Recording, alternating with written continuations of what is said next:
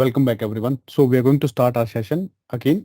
और इस लेक्चर के अंदर अब हम देखने जा रहे हैं कि हम एडी कनेक्ट को कैसे इंस्टॉल करेंगे और कॉन्फ़िगर करेंगे मेंबर वन मशीन के ऊपर। ठीक है, तो मैं मेंबर वन को वापस से कनेक्ट कर लेता हूँ।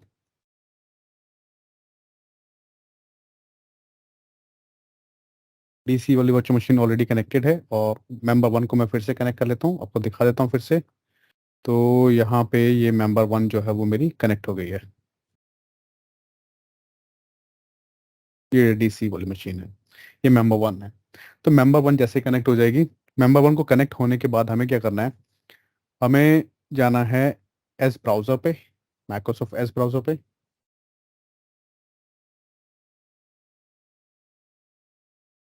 एज ब्राउज़र को ओपन कर लेना। तो पहले आप सेटअप कर लेना एज ब्राउज़र को।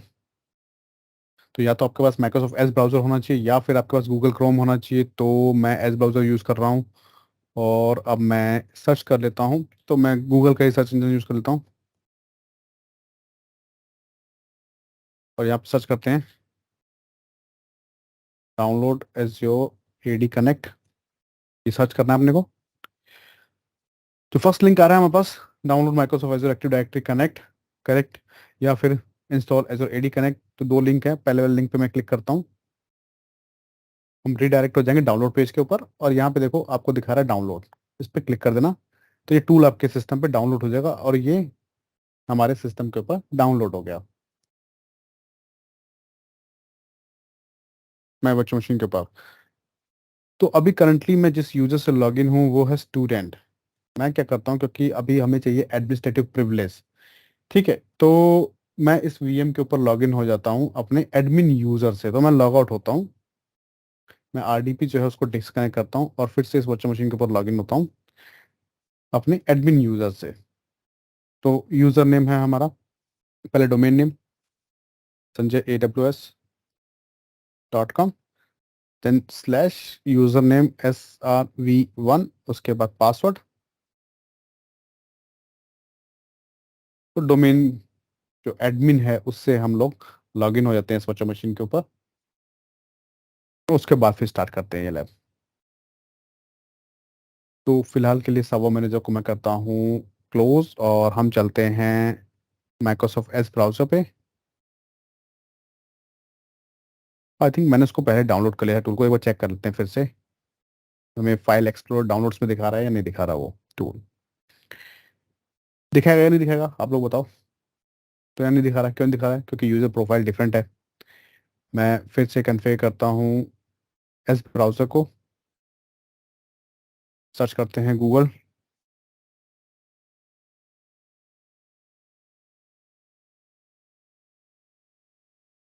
और ये जो डाउनलोड्स का फोल्डर बनता है ये बनता है यूजर प्रोफाइल के अंदर। तो ये यूजर की प्रोफाइल जो है वो डिफरेंट है। तो यहाँ पे हम सर्च करते हैं डाउनलोड एज्योर एडी कनेक्ट फिर से, और पहला लिंक हम सेलेक्ट कर लेते हैं और टूल को डाउनलोड कर लेते हैं। ये टूल अब डाउनलोड हो जाएगा हमारी वर्चुअल मशीन के अंदर फिर से। और जैसे ही ये डाउनलोड हो जाएगा मैं क्लोज करता हूँ इस विजार्ड को, चलते हैं फाइल एक्सप्लोरर में और वहीं से इसको ओपन कर लेते हैं डाउनलोड्स फोल्डर में, और इसको रन कर रहा हूँ। इसको रन कर देते हैं।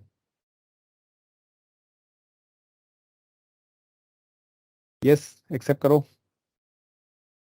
जैसे ही ये इंस्टॉलेशन स्टार्ट करेगा आपको एक विजार्ड मिलेगा और हम वहां से कॉन्फ़िगरेशन। तो पहले हम क्या करेंगे, सिंपली जो प्लेन, मतलब प्लेन का मतलब जो डिफॉल्ट रिकमेंडेड इंस्टॉलेशन होते हैं वो करेंगे। उसके बाद फिर हम स्टार्ट करेंगे नेक्स्ट एडवांस, जहाँ पे हम कस्टमाइजेशन करेंगे। करेक्ट। तुम इसको आपको दिखा दो प्लेन कैसे करना है इसको, फिर कस्टमाइजेशन कैसे करेंगे। तो पहले टर्म्स को यहाँ पे करते हैं हम लोग अग्री। अगर मैं यहाँ पे कर देता हूँ कंटिन्यू तो हम हो जाएंगे नेक्स्ट टू टैब पे मूव। अब देखो हो क्या कि कस्टमाइज का मतलब आप अपने अकॉर्डिंग इसको कस्टमाइज करने वाले हो, सारी सेटिंग्स सेट करने वाले हो। यूज एक्सप्रेस सेटिंग का मतलब हम जाने वाले हैं रिकमेंडेड सेटिंग्स के साथ। तो पहले हम देखते हैं रिकमेंडेड सेटिंग्स, बाद में हम करेंगे कस्टमाइज। इसको हम बाद में भी कर सकते हैं और कैसे करेंगे वो इंपॉर्टेंट है। ठीक है, कि अगर बाद में मुझे कुछ चेंजेस करने हैं अपने एडी कनेक्ट टूल के अंदर तो मैं कैसे करूंगा वो अपने को समझना ज़्यादा जरूरी है। तो पहला जो ये सेशन है ये है एक्सप्रेस सेटिंग के साथ, उसके बाद जो नेक्स्ट वीडियो आएगी वो आएगी कस्टमाइजेशन के साथ। तो यूज एक्सप्रेस सेटिंग करो, अपने आप ये सेटअप करेगा आपका टूल को। ठीक है, अभी जैसे ही ये जो रिक्वायर्ड कंपोनेंट्स होते हैं, प्री रिक्विजिट जो है बेसिकली, उनको कंप्लीट कर लेगा, तो नेक्स्ट स्टेप है आपकी कनेक्ट टू एज्योर एडी। अब एज्योर एडी पे कनेक्ट हम कैसे करेंगे इस टूल को? तो उसके लिए हमें क्या चाहिए? हमें चाहिए एक ग्लोबल एडमिनिस्ट्रेटर अपने टेनेंट के अंदर। तो चलो फिर अपने पोर्टल पे, मैं पोर्टल पे चल लेता हूँ, और पोर्टल के ऊपर हम लोग अपने टेनेंट पे आते हैं सीधे। कौन सा टेनेंट? जिसको हमें कनेक्ट करना है, एडी कनेक्ट। तो लेफ्ट हैंड साइड में पहले आपको स्टेटस दिखा देता हूँ। तो लेफ्ट हैंड साइड में चलते हैं, एडी कनेक्ट पे चलते हैं, और यहाँ पे देखो एडी कनेक्ट के ऊपर अगर मैं कनेक्ट सिंक पे जा रहा हूँ,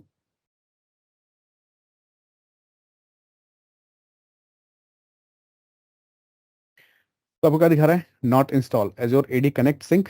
ये अभी इंस्टॉल नहीं हुआ है। पासवर्ड हैश सिंक्रोनाइजेशन ये भी डिसेबल्ड है। तो अभी टूल इंस्टॉल नहीं है, हम करने वाले हैं। कैसे करेंगे?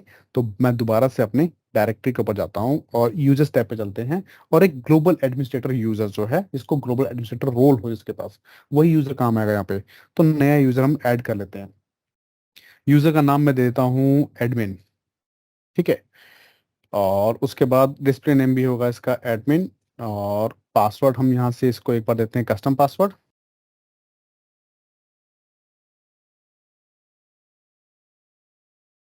चेक कर लेता हूँ पासवर्ड को मैं।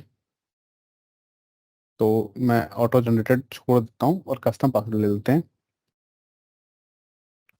पासवर्ड दिया है मैंने ABC@12346। ठीक है, तो अभी हम क्योंकि वीक पासवर्ड यूज़ कर रहे हैं, तो मैं अब यहाँ से इसको करता हूँ चेंज, और हाइड करके मैं इसको पासवर्ड करता हूँ, दूसरा पासवर्ड लेता हूँ जो कि थोड़ा स्ट्रांग हो।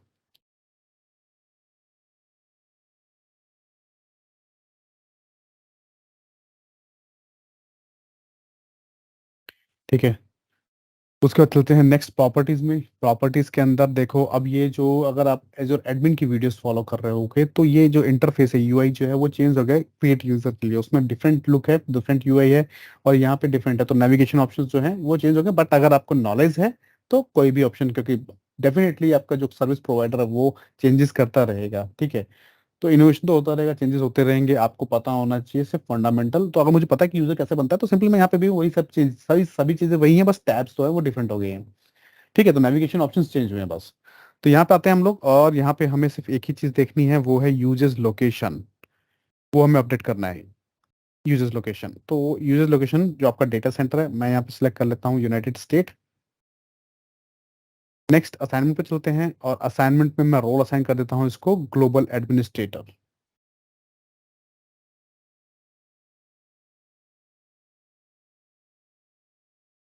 Global administrator role. अब ये याद रखना, जो भी यूजर आप यूज कर रहे हो एडी कनेक्ट के लिए, उस यूजर के पास ग्लोबल एडमिनिस्ट्रेटर रोल होना चाहिए।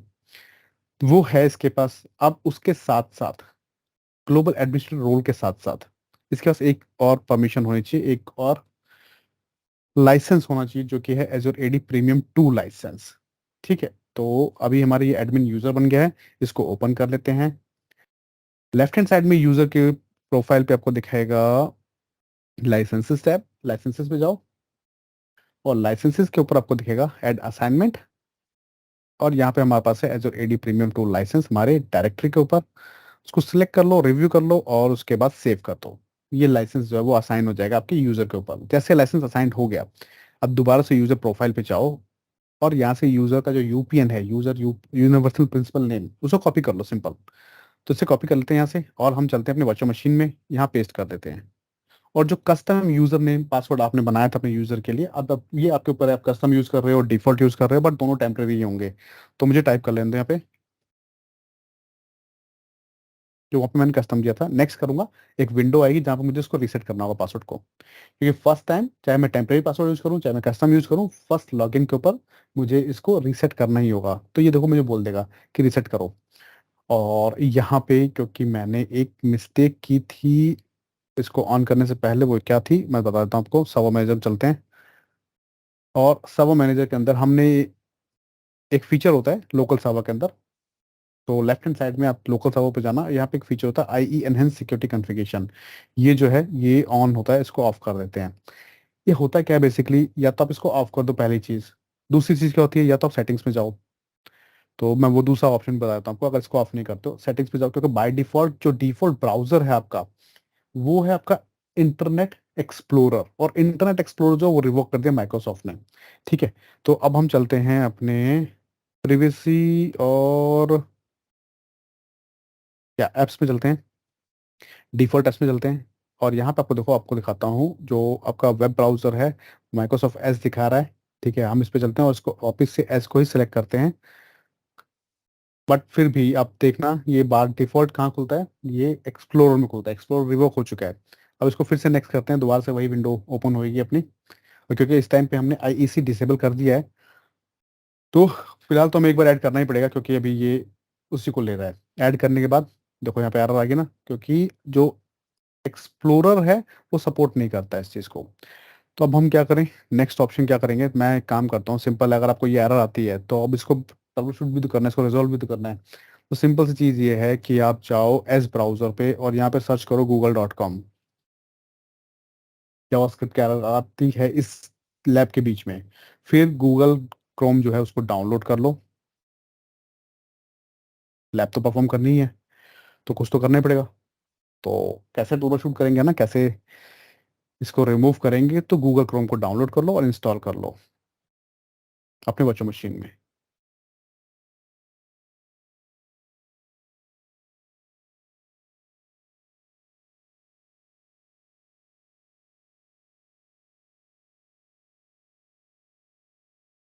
अब इसको रन कर देते हैं।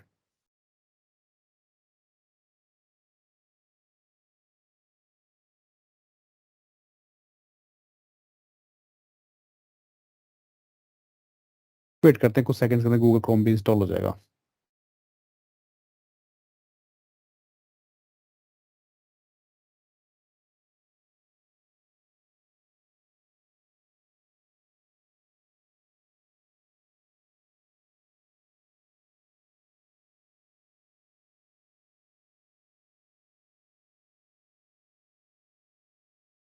अब गूगल क्रोम हो गया इंस्टॉल, गूगल क्रोम को भी सेटअप कर देते हैं उसका भी। तो डोंट साइन इन, ये क्रोम का सेटअप हो गया है अपना। अब क्या करता हूँ मैं, क्रोम को करता हूँ क्लोज, क्योंकि क्रोम की जरूरत नहीं है अपने को जरूरत है कि जो मेरा जो ऑथेंटिकेशन का पॉपअप आ रहा है वो क्रोम में खुले। तो सेटिंग्स में चलते हैं फिर से, और चलते हैं ऐप्स के अंदर, और डिफॉल्ट ऐप्स में चलते हैं। यहाँ पे हम करते हैं हमारा जो वेब ब्राउज़र है वो हो जाए हमारा गूगल क्रोम। ठीक है, उसके बाद क्लोज कर देता हूँ इसको मैं। और अब देखते हैं, नेक्स्ट पे क्लिक करते हैं, तो मेरा ऑथेंटिकेशन किस में आता है, गूगल क्रोम में है। ठीक है, तो अब यहाँ से मैं क्या करता हूँ, अपना यूज़र आईडी फिर से पेस्ट कर देता हूँ। उसके बाद नेक्स्ट करते हैं, और जो हमारा टेम्परेरी पासवर्ड जो हमने दिया था, कस्टम जो हमने दिया था अभी, उसके ऊपर आते हैं, वो टाइप करते हैं यहाँ पे। उसके बाद फिर से साइन इन करते हैं, और ये आप कहेगा अपडेट करने के लिए, तो पहले टेम्परेरी पासवर्ड, उसके बाद कस्टम पासवर्ड। तो कस्टम पासवर्ड मैं क्या कर रहा हूँ, मैं ले रहा हूँ वही जो मेरे वर्चुअल मशीन का है पासवर्ड, या फिर आप जो भी चाहो वो पासवर्ड आप दे सकते हो, जी टोटली आपके ऊपर है। तो फिलहाल मैं डिफरेंट रखता हूँ वर्चुअल मशीन से। तो यहाँ पे पासवर्ड जो है ग्लोबल एडमिन का हमने कर दिया है अपडेट। अब आप जाओगे नेक्स्ट टैब के ऊपर, जहाँ पे अपने को एडीडीएस को कनेक्ट करना है। So connect to ADDS, next वो है जहाँ पे हम अपना ऑन प्रोमाइस डायरेक्टरी को कनेक्ट करेंगे। तो देखो जब तक हमारा कनेक्शन नहीं बनेगा एज्योर से ऑन प्रोमाइसिस के ऊपर, सिंक्रोनाइजेशन कैसे स्टार्ट होगा। तो सबसे पहला स्टेप जो था, वहां पे अपने अपना एज्योर एडी को कनेक्ट किया, एज्योर के डोमेन को कनेक्ट किया। सेकंड स्टेप में आप अपने ऑन प्रोमाइस डायरेक्टरी को कनेक्ट कर रहे हो। कैसे कनेक्ट करेंगे, ये देखो फॉर्मेट है, पहले ही आपका होना चाहिए domain name, then slash user name. तो डोमेन नेम है मेरा sanjayaws.com, ठीक, slash user name SRV1, and then password यूजर का, और मैं वर्चुअल मशीन का पासवर्ड ही यूज कर रहा हूँ यूजर के ऊपर भी। तो सिंपली पासवर्ड टाइप कर देते हैं, नेक्स्ट करते हैं यहाँ से, ये वेरीफाई करेगा, और नेक्स्ट स्टेप पे मूव हो जाएगा। वेरिफिकेशन डन होगी, दोनों डायरेक्टरीज कनेक्ट हो चुकी हैं। Start the synchronization process when configuration completes, click on install. अब होगा क्या, जनरली जितने भी डोमेन के अंडर, मेरे फॉरेस्ट के अंदर जितने भी यूजर्स, ग्रुप्स, कंप्यूटर्स जो भी पड़ा हुआ है, तो सबका सब सिंक हो जाएगा ऑटोमेटिकली, जस्ट बिकॉज हम रिकमेंडेड सेटिंग्स के साथ जा रहे हैं। ठीक है, तो रिकमेंडेड सेटिंग में यही होता है, एक्सप्रेस सेटिंग के अंदर यही होता है कि ये बाय डिफॉल्ट क्या है कि अब हमारे पास कस्टमाइजेशन का ऑप्शन नहीं था, तो इसने क्या किया, इसने कंप्लीट डायरेक्टरी को सिंक कर देगा ये। नेक्स्ट लेक्चर में आपको दिखाऊंगा कि मैं कैसे इसको कस्टमाइज करूंगा, हम कैसे इसको कस्टमाइज करेंगे, और कैसे हम अभी जो इसमें जो ऑथेंटिकेशन मेथड होगा वो होगा आपका पासवर्ड हैश सिंक्रोनाइजेशन। ठीक, और इसके बाद हम कस्टमाइजेशन करेंगे नेक्स्ट वीडियो के अंदर, जहां पे मैं आपको दिखाऊंगा कि पासवर्ड जो पास थ्रू ऑथेंटिकेशन होता है वो कैसे स्टार्ट होगा। तो जब तक ये चल रहा है प्रोसेस, मैं आपको बता देता हूँ डिफरेंस क्या है पासवर्ड हैश के अंदर और पास थ्रू ऑथेंटिकेशन के अंदर। तो जो पासवर्ड हैश सिंक्रोनाइजेशन होता है उसमें क्या होता है कि ये यूजर नेम के साथ साथ उनके जो MD5 पासवर्ड हैशेस होते हैं एज्योर के अंदर, सॉरी ऑन प्रोमाइस डायरेक्टरी के अंदर, उनके MD5 पासवर्ड जो होते हैं हैशेस उनको भी सिंक कर लेता है।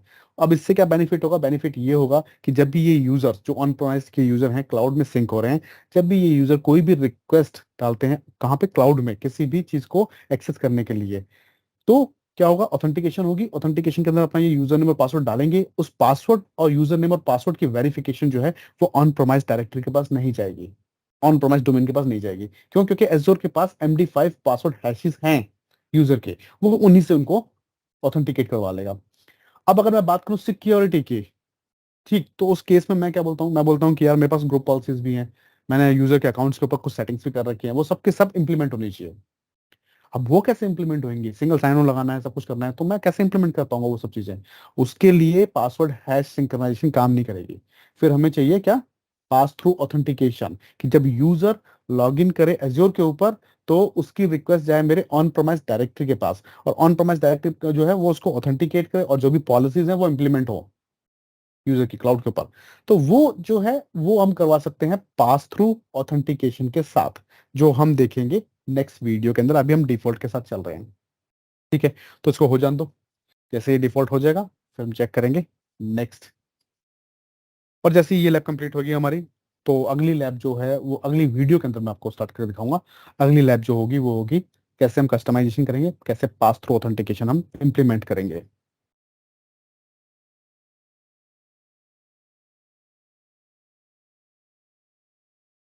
तो ये कुछ मिनट लेगा आपके डायरेक्टरी को सेटअप करने में। ऑलमोस्ट ये हो चुका है, तो अभी कुछ सेकंड्स के अंदर ये कंप्लीट हो जाएगा। जैसे ये कंप्लीट हो जाएगा ये सिंक्रोनाइजेशन स्टार्ट कर देगा। और अगर आप अभी जाकर देखो डायरेक्टरी के ऊपर, हम चलते हैं अपने, और अगर हम चलें यूजर्स टैब में, यहाँ पे रिफ्रेश करें अगर, तो आप देखो एक यहाँ पे कनेक्टर बन चुका है ऑन प्रोमाइस डायरेक्टरी सिंक्रोनाइजेशन। ठीक, अगर हम इसको रिफ्रेश करते रहें तो जैसे जैसे यूजर्स सिंक होते जाएंगे ऑन प्रोमाइस के, यहाँ पे SRV1 SRV2 वो सब आपको यहाँ पे दिखाना शुरू कर देगा। तो रिफ्रेश करते रहते हैं, जैसे वहाँ पे सिंक्रोनाइजेशन कंप्लीट होगा यहाँ पे आपको दिखा देगा यूजर्स।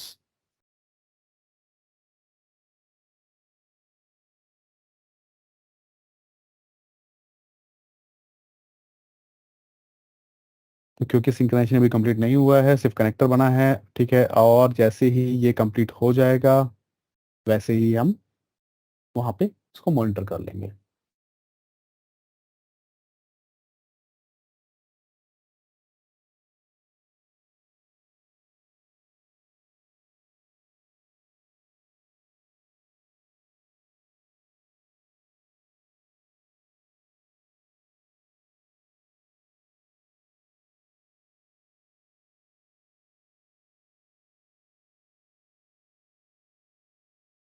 तो ऑन प्रोमाइस सिंक्रोनाइजेशन के लिए माइक्रोसॉफ्ट ने एक और टूल निकाला है, तो ये तो हमारे पास टूल है। ठीक है, हमें ये प्रॉपरली ये टूल जो है इंस्टॉल करना होगा।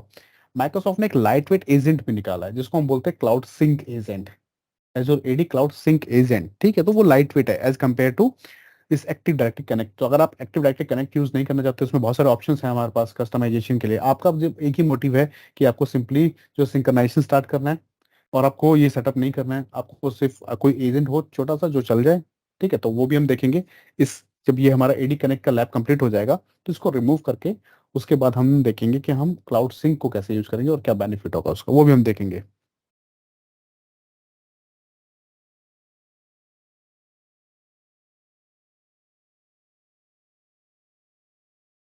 तो ये हो गया कंप्लीट हमारा configuration. Let me click on exit. इस पे एग्जिट पे क्लिक कर दो, सिंपल है। अब जाओ वापस से डायरेक्टरी के अंदर और वहां पे करो रिफ्रेश और चेक करो।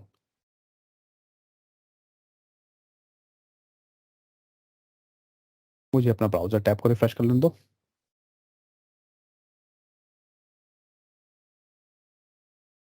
तो जैसे ही ये हमारा सेटअप कंप्लीट हो जाएगा, कुछ सेकंड्स लगते हैं आपको अपग्रेड होने में, तो मैं एक बार ब्राउजर टैब को रिफ्रेश कर लेता हूँ, उसके बाद फिर मैं अपनी डायरेक्टरी में वापस से चलता हूँ, यूजर्स में वेट करते हैं। देखो अभी तो सिर्फ ऑन प्रोमाइस डायरेक्टरी सिंक्रोनाइजेशन दिखा रहा है कनेक्टर। अब आ गया हमारा SRv1 SRv2 यूजर भी, कहाँ पे, क्लाउड के ऊपर सिंक हुआ है। और ये यूजर हमने कहाँ बनाए थे, ये हमारे थे ऑन प्रोमाइस डायरेक्टरी के अंदर। मुझे तो फिर से दिखा लेने दो आपको, तो कोई कंफ्यूजन ना रह जाए। अगर मैं ऑन प्रोमाइस ADDS के अंदर चलता हूँ, टूल्स में जाता हूँ, तो ये मेरा डोमेन कंट्रोलर है। Active directory users and computer में जाता हूँ, तो यहाँ पे हमने दो यूजर बनाए थे, SRv1 एंड SRv2, जो आप देख रहे हो। ठीक है, वो दोनों के दोनों यूजर्स जो हैं यहाँ पे सिंक हो गए हैं, आपको दिख रहा है।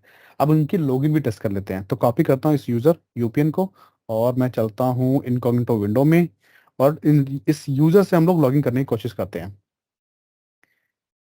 जो कि हमारा ऑन प्रोमाइस।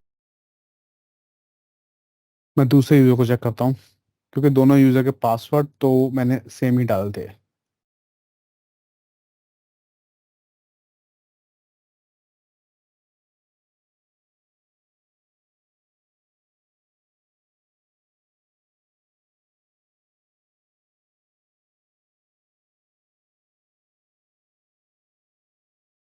हम्म, तो पासवर्ड में ही थोड़ी गलती हो रही है।